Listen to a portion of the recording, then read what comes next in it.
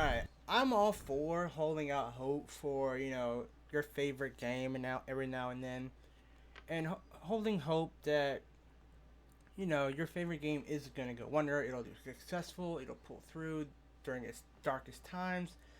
But I like to think that there's a point where fanboyism tends to blind you to the most painfully obvious truth. Like I was reading massively overpowered.com, and apparently one of the authors is a really big fan of the Secret World, and there's no problem with that. And he went on to say about how he didn't want to basically he was kind of not wanting to jinx the game because but it was kind of hard to not say anything at all.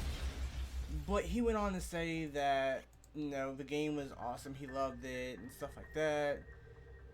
That he did add some logic, I should say, logical points to it, and saying that people can't really argue with what the company is having problems, but he's not the person I'm talking about. Now, staying on the author for a minute, there are some things that clearly he's kind of clearly fanboyish about, but like I said, I'm not against fanboys. I'm a Blizzard fanboy, so but I never let the fanboyism blind me to any logic that's presented to me.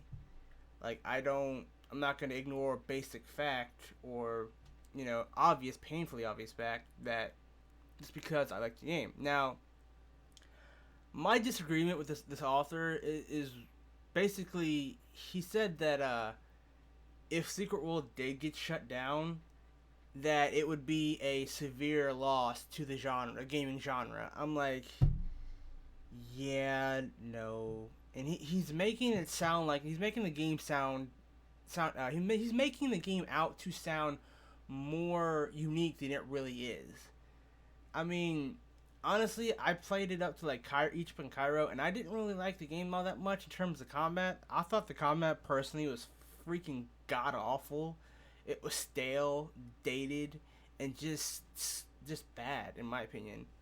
Now, we've got this guy basically saying that, well, there's upsides and downsides to having. He's basically saying the same exact thing that I said in the first video that I did on this piece, which was that there's upsides and downsides to having the company actually being sold.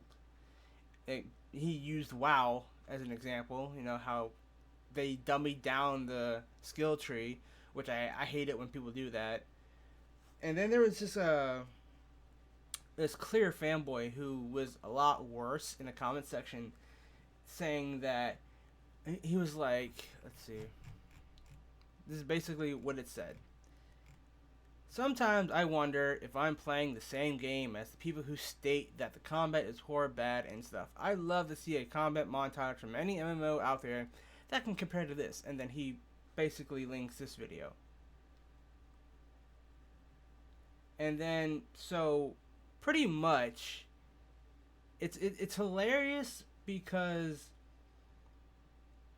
I don't see this being good at all. I mean, I'm not gonna show you. I'm not gonna show the whole thing. It's like if you want to watch the whole thing, it'll be a description below. But I'm not gonna subject you to that. But he's like, I'd like to see any montage. I immediately pulled up a couple of them. I mean, I pulled one from SWTOR, I pulled one from SWTOR, Terra, Guild Wars. It's like, dude. So what do you guys think? Do you think that blind optimism is good, bad?